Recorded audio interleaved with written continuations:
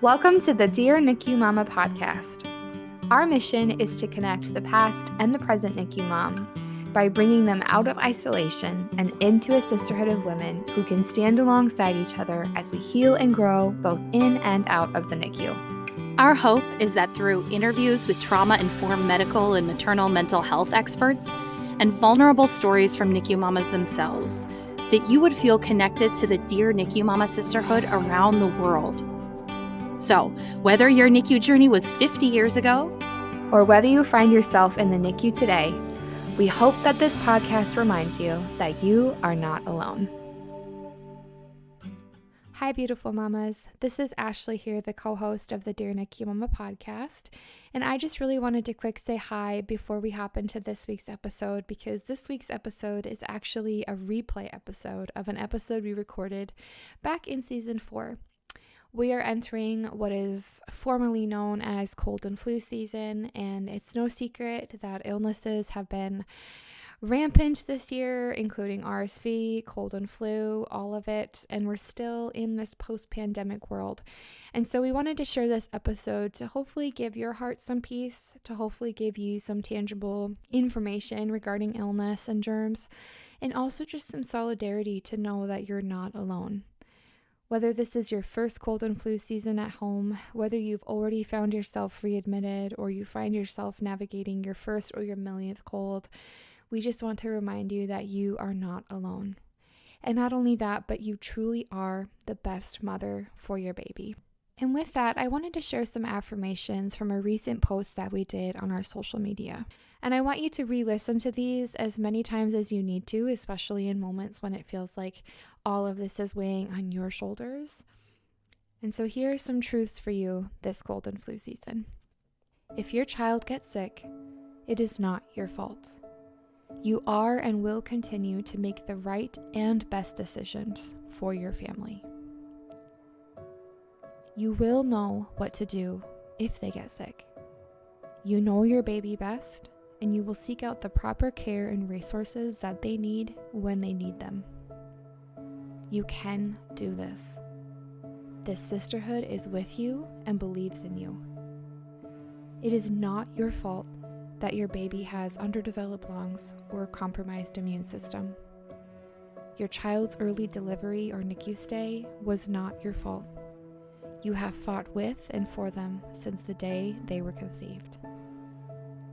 Your child is not missing out on a quote normal childhood.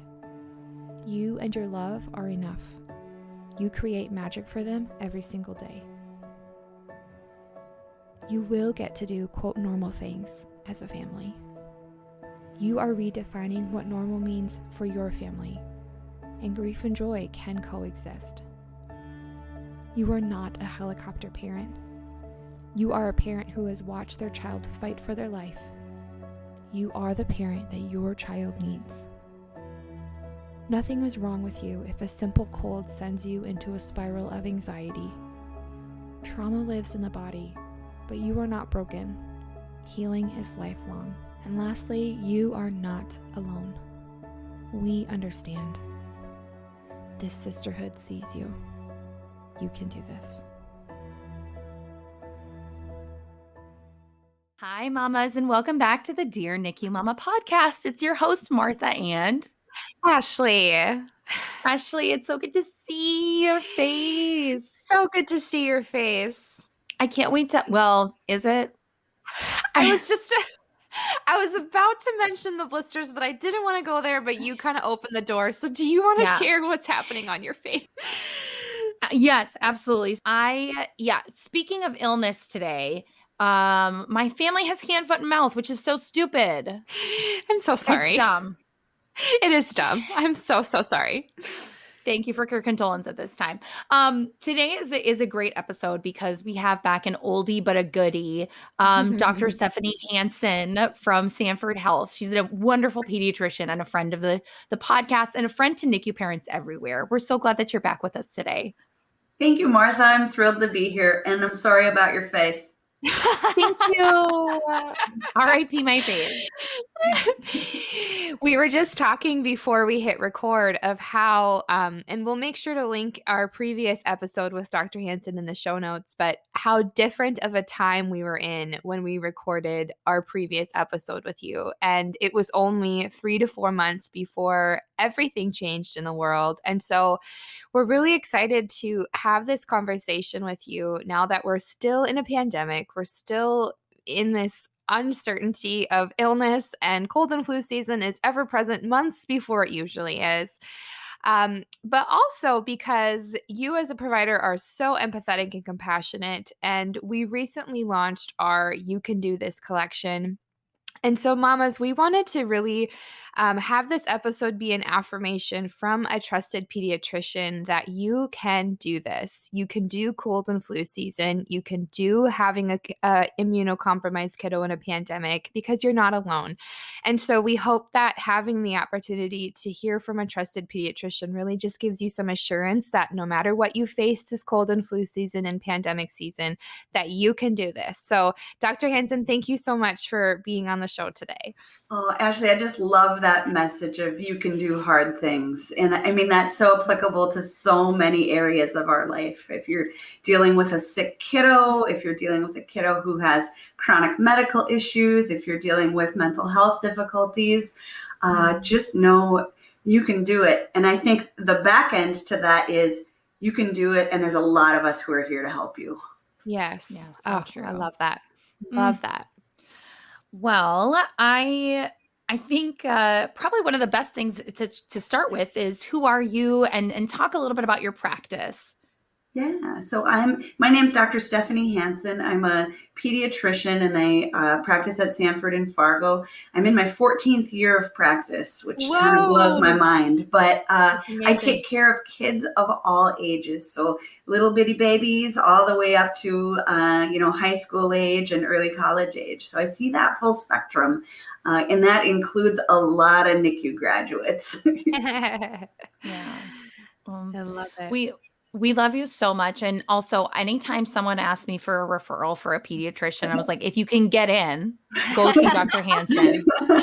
Yes. You're a popular doctor. And it's clear why. You've got great peers too. Well, I guess the biggest elephant in the room is COVID, right? Yeah. And I mean, what in your experience, I mean, so much has happened since September 2019 when we interviewed you last. How have you seen it affect the kids that you served? That feels like a million years ago, doesn't it? Right? Yeah. It does. Yeah. I mean, COVID is a respiratory illness. So just like any other darn respiratory illness, in most kids, it runs its course and it does fine. In some kids, they have a rougher time of it. So, it doesn't honestly matter what virus we're talking about, flu, RSV, rhinovirus, COVID. Most kids will do fine, and that includes NICU grads. But there are kids, for a variety of reasons, who might end up in the hospital or who might have more serious illness because of that. Early on in the pandemic, our pediatric case numbers were very low because our community was so good about masking and social distancing, and there was a lot of mitigation measures in place. Even though we didn't have vaccine available, we saw just infections of all kinds in kids plummet. And that was honestly probably the best thing that could happen, because we did not spend that winter and that spring and really most of that year with a lot of illness in kids at all. So I had a conversation with parents and they'd say, this is the healthiest year we've ever had. My big kids didn't get their usual cold. My little kids in daycare weren't sick. And so really we had this kind of like, the world was in chaos all around us, but kids were doing pretty well. Now it's a different story. Mm-hmm. And with what I like to call the great unmasking that happened this spring, right. We just saw an uptick in every kind of respiratory virus. And so I would say, honestly, right now, the pandemic and the things that are coming with that are affecting little ones more than it did maybe at this time last year. Yeah. Sure. Yeah. Well, and I shared, but my daughter last week, my daughter was hospitalized for a respiratory illness. in the cities, and she's 3, right? So in my head, I remember hearing like, oh, well, about till they're 3, the risk of respiratory viruses is, an issue. And so in my head, we were done. We were out of that. So Mm. I was so shocked to experience that, and to have her be hospitalized for it was very overwhelming, because I just wasn't thinking it was even a possibility. But Yes. then we were in the ER, and I told Ash it was toddlers far as the eye can see, Mm. so that is so wild. And then also, I think, kind of contributes to another layer of anxiety for NICU parents Yeah. too. I can Mhm. imagine if you've got a medically vulnerable child, like, a kid with lung disease or a former preemie, to be in the world right now and hearing these stories of my older child was hospitalized or my infant got COVID, that's got to be so scary. And, Mhm. it's tough. I don't have a crystal ball. I can't predict who's going to get sick. I have a good idea of who's maybe more at risk, but there's kids like, your daughter, Martha, who you wouldn't expect it, and yet it happens anyway. Mhm. And that stinks. And that's outside of our control. Yeah, right. If this is a dumb question, I can cut this out, but maybe maybe just for like an educational piece, Dr. Hanson, who would you consider to be more at risk or more susceptible for illness? Is it all NICU kiddos? Is it just preemies? I mean, in your practice, what kind of classifies a child to be more at risk for illness? I think if you were a preemie who had, significant lung or breathing issues when you were hospitalized, we know those things affect the development of the lungs. Mhm. If you're a kiddo who's got a strong family history of asthma, you might be more at risk for having severe respiratory illness. But honestly, sometimes it's just bad luck. And Sure. Yeah. I have patients who are healthy term kids who end up in the hospital with things like RSV and flu and COVID. So Mhm. sometimes it honestly is just you got a bad shake. Right. Yeah. So, no, being that is all true, right?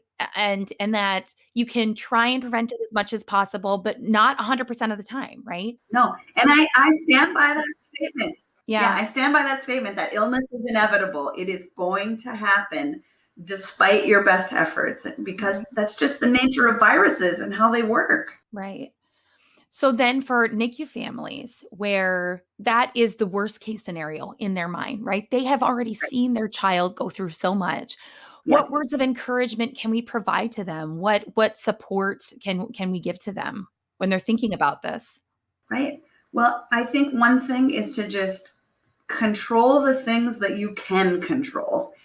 So that's things like making sure your child is hopefully having a good sleep schedule and getting enough rest, making sure you're focusing on a healthy diet and good nutrition. Those are things you can absolutely work with and can have a positive effect on your child's health. Teach them good hand washing, teach them cough hygiene. If there's someone who is obviously sick, don't let them kiss your child on the face. There's things that you can do as a parent or as a caregiver to minimize your child's exposure to viruses. But I want to be really clear, you can never fully eliminate it. So Yeah. it's going to happen. And, Yeah. all we can do is make the best decisions we have at the information we have at the time. So, Mhm. a lot of people ask me, should I go to this birthday party? Should I go to this wedding? Should I go on this trip to Florida?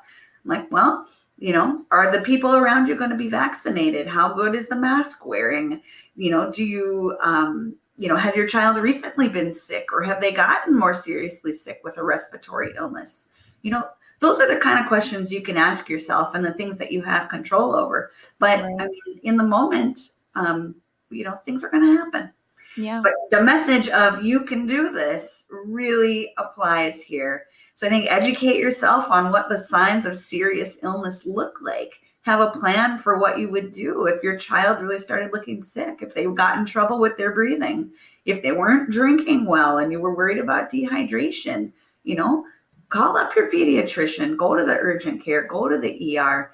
Don't sit and be anxious and alone at home, because that's just the worst thing you can do. Never be anxious alone.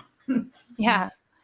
I also think it's a great point when you talk a lot about like we can't control it. And that is like the foundational um source of anxiety, right?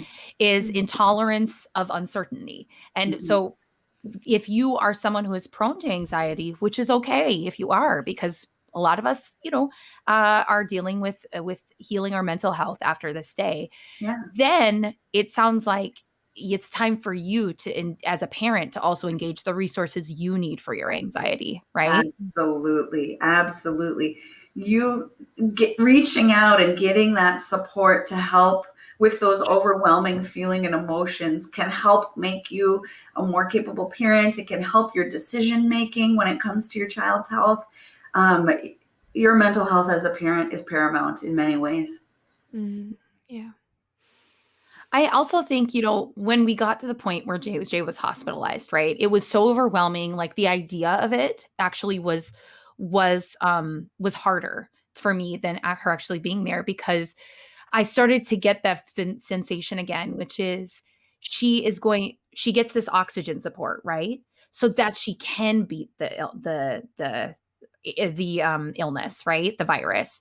And all these extra supports were what she needed to be the little fighter she was already, right?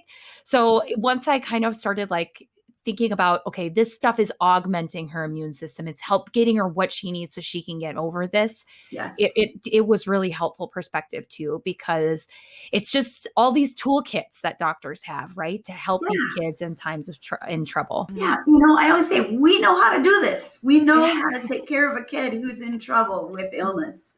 That's what we trained for. That's our passion, and so we're there for you when your kid is sick. I know it's scary to be in the hospital and to be triggered and reliving some of those things that you maybe went through in the NICU, but the team is there and focused on your child to give them the best care and help them beat whatever they're fighting. Too, just the importance of vaccination. That is such a hot topic right now, but I just want to tell you from my heart, vaccination against flu, against COVID, against other infectious diseases is the single best tool we have to help prevent serious illness and death. And I mean, that's scary stuff to talk about, I know. And no vaccine is perfect and no mitigation measure is perfect, but literally, vaccines save lives. And so I really encourage people, if you have a recommendation from your trusted pediatrician to vaccinate yourself or your child, go for it. Mm. Yeah. So one thing that we hear a lot in our private Facebook group and just in community with other NICU moms is this feeling that other people make them feel like they're the crazy ones, whether that means that it's because they're in isolation, whether it means because they're getting vaccinated, et cetera, et cetera. And so as a pediatrician, how would you respond to, when they have well-meaning family members that say stuff like, well, don't live in fear. They have to build their immune system somehow. How would you respond to those types of remarks? Oh, that's so tough. That type of gaslighting is so damaging to someone who is working so hard to keep their kid healthy Yeah. and to kind of manage things. And I would just say, fear is a bad thing when it's affecting your function in your life. So fear is keeping you from doing things that you want to do.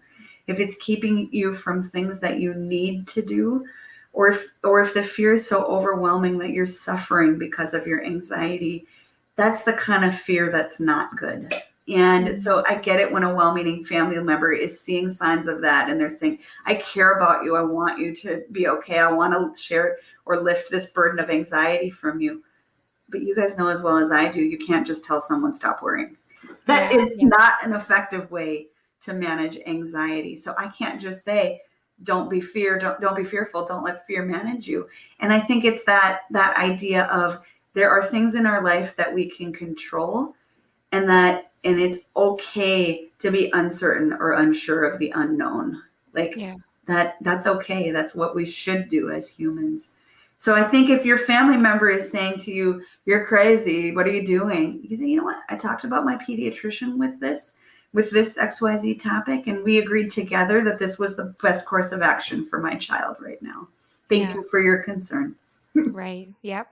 No. And I love that you labeled it as gaslighting because that's something that unfortunately many of us in the community are familiar with. Yeah. And so it's affirming to hear that from a trusted provider of recognizing what's gaslighting and what's actually helpful. Yeah. So Right, right. Mhm. thank you for addressing that. Yeah. I wonder too if often it comes from a place of someone someone saying, "Well, this is what's right for my family, or for me, so it's what should be right for you," right? Yes. And Yes. at this point in this stage of the pandemic and life and everything, now more than ever, it has to be okay to say, "I hear you and I see that's the choice and the decision for your family, but this is the decision that I'm making for my family. So I respect your choice. Thanks for respecting mine." Yeah.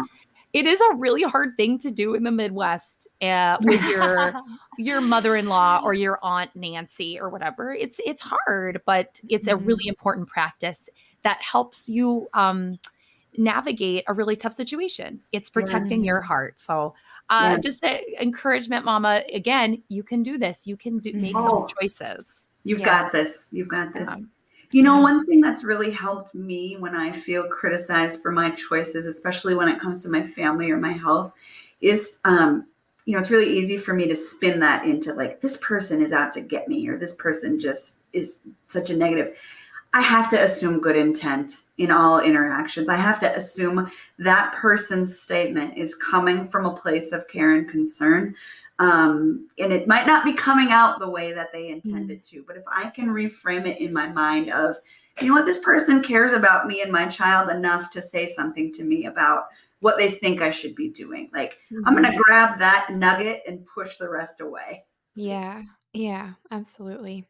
And I think that was one thing that was challenging during the peak parts of COVID last year was that we were also missing them. I think a lot of their concern was a genuine, I just miss my grandbaby. I just miss my cousin. I just miss my niece and I think what was so hard is we were all missing each other and yet we were all trying to make the best decisions that we could. So yeah, the heart was we just missed each other. We just wanted to be together, but at that time, we were just making the best decisions we Yep. could with the information we had. Mhm. So, yeah, I love that.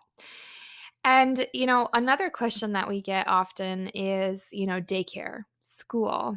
And with the peak of cold and flu season a little bit earlier than maybe other seasons, going back to school had its own level of anxiety, starting new daycares and that kind of thing. And so, what word of encouragement would you offer a NICU mama who's sending their kid to school for the first time or maybe the millionth time, but feeling a lot of anxiety with just the influx of illness this year? Oh, this is such a hard one. Like, I felt anxious, for all our families going back to school this fall.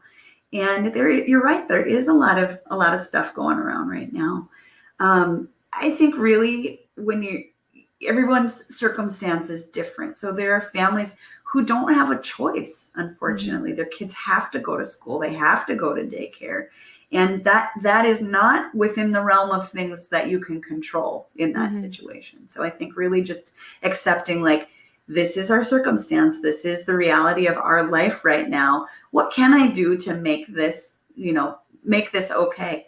And one thing I would really remember is how much benefit our kids get from being in school and being Mhm. around other kids and being around other adults who are passionate about teaching them and guiding them through early childhood. Those benefits are real. They are. Mhm. And so, really thinking about, like, what do I have to gain in this situation? That's Mhm. one way to help that transition or to help with some of that anxiety. And then again, control the things you can control. Work on sleep, work on nutrition, teach your kid good cough hygiene, teach your kid good hand washing. Those are all things that matter and they make a difference.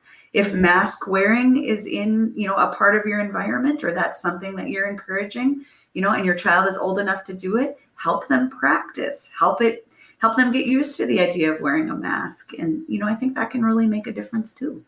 Mhm. Yeah. This is just kind of a follow up to that, which is one of the aspects of our children's health that becomes more apparent, especially when they can start talking back to us, is the way that they're processing all of these things that are happening and the way that they're taking in the world right now. It's it can be a scary or an anxious thing for them. And they're witnessing adults what's the best way to say this? Handle external circumstances with varying levels of success. How about that? You said it much more eloquently than I would. Maybe. People are navigating a really tough world right now in a lot of different ways. So what are some of the ways that we can support our children's, maybe their mental health? There's a wide range, like whether they're infants who can or can't communicate, whether they're toddlers or even school age kids. Yeah.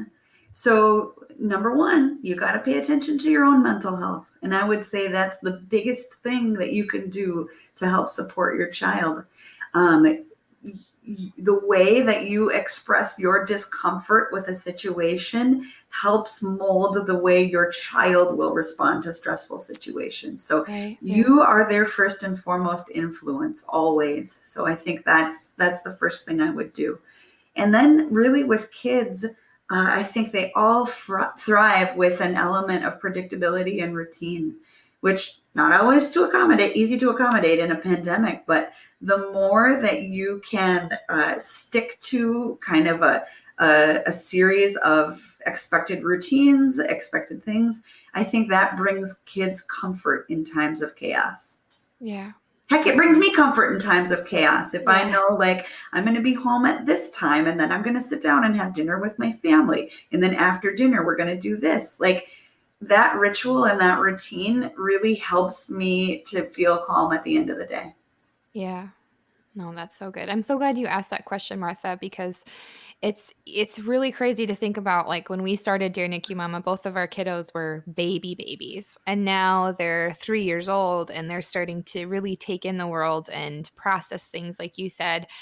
And I wonder if, if your child is asking, Mom, why do I have to wear a mask? Mm-hmm. Or Mom, what is COVID? What is maybe a gentle response that we can say to kind of teach them why we're wearing masks, why we're not going to grandma and grandpa's for Thanksgiving, or those kind of things. Do you have any tips on that? There's lots of stuff out there that's geared towards even really young kids, whether that's books or short videos or things like that.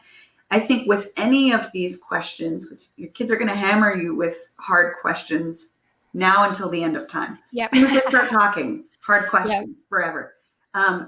Answer the question that they're asking. I think that I have a tendency to start to think 20 steps ahead. And if they're asking me, why do I have to wear a mask? And then I don't need to explain the politicization of masks in our society to my young child. Oh my gosh. I have to go there. I can talk about what does a mask do? What are we trying to accomplish? And use just concrete terms and talk about it. And I can do that in a very matter-of-fact and unemotional way. Yeah. That's good. Oh, that's so true. Literally today on the way to school, JJ was like, Mom, why is Darth Vader mean? And I was like, wow, well, I could really get into it. You know what I mean? It all started with the midi-chlorian when he was in episode 1. But really, I was just like, he's just mean because he's kind of sad, right? That's all she needed to hear. That is perfection, Martha. Answer the question they're asking, because that chances are they are not thinking nearly as deeply as you are about this topic, nor do they have the developmental or cognitive capacity to even understand what you're going to throw at them. Yeah. So, that question about Darth Vader could really apply to why is anyone mean? And a lot of times they are sad. Right. Right. No, that's good. Well, I don't know where we go from Darth Vader. I'm sorry. Yeah. Not to backtrack, but you talked a little bit about the benefits of school. Yeah. And maybe as kind of a closing statement, what are some of the benefits of school, and, what words of encouragement would you give moms who just need to be reminded of some of those benefits? Yeah.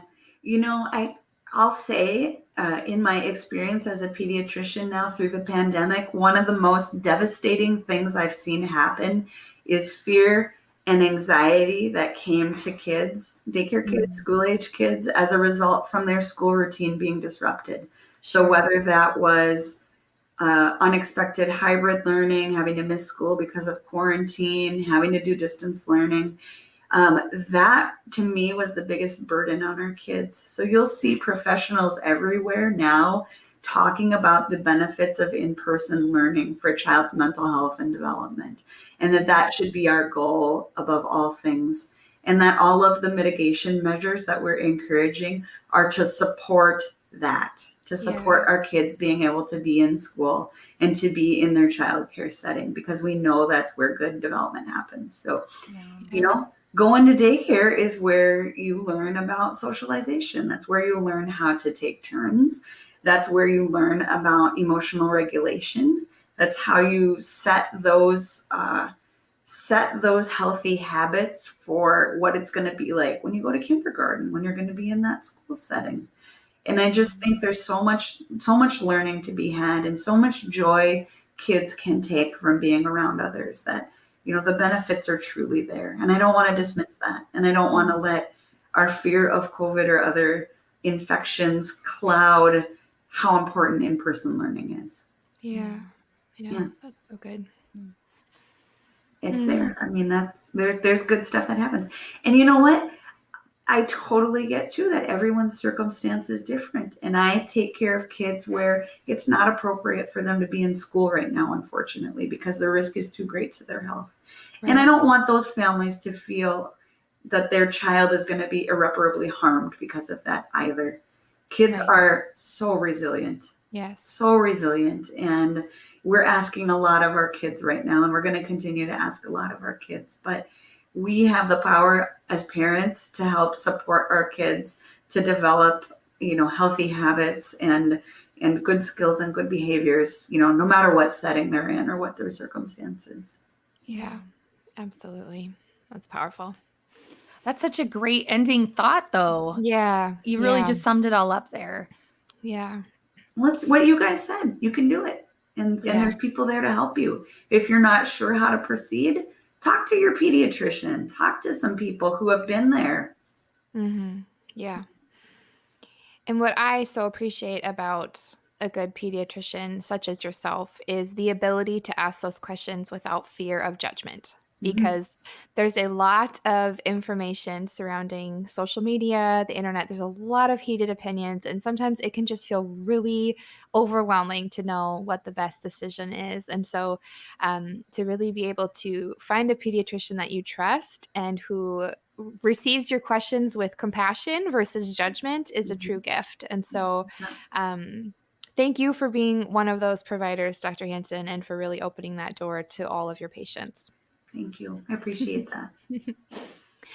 Well, Dr. Hanson, thank you again for being back on the podcast. We will make sure to share your information and where mamas can find you if they're local, as well as the previous episode that we did, and also Stanford Health. Stanford Health has some remarkable providers here in our area, and we're so fortunate to have such amazing providers. And to the NICU mamas listening who are feeling overwhelmed with COVID, pandemic, with cold and flu season, we just want to affirm that you are not alone, and that we also support you in all of the decisions that you are making for your family.